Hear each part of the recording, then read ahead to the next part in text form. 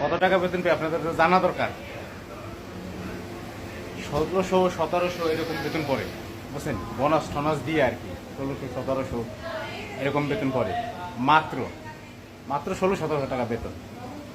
এই দিয়ে মনে করেন কি করব, কিছু করার আছে?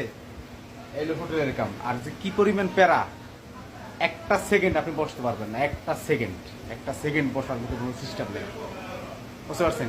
এত কষ্টের কাম, মানে এত প্যারা নিয়ে কাজ করতে হয়। কষ্ট না, মানে এই কাজ আপনার করা লাগবে, মানে চারুপাশ থেকে আলটাই ধরবে। মাত্র 16-1700 টাকা বেতন, মানে বোনাস দিয়া আপনার 16-17 এরকম পড়ে। তো এই হলো ইতালির কামাই, বুঝছেন?